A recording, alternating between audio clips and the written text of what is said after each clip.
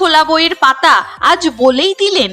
শ্রীময়ী জানিয়েছেন তাদের সম্পর্ক আজকের নয়, 12 বছর আগে তাদের আলাপ। সেই সময় তিনি নাবালিকা হওয়া সত্ত্বেও কাঞ্চন বিবাহিত জেনেও তাকে বলেছিলেন যে কাঞ্চনকে তার ভালো লাগে, অর্থাৎ তাদের বন্ধুত্ব কতখানি সেইটাই বুঝিয়েছেন শ্রীময়ী। বিয়ে হয়েছে হয়তো সদ্য, তবে তাদের সম্পর্ক কিন্তু আজকের নয়।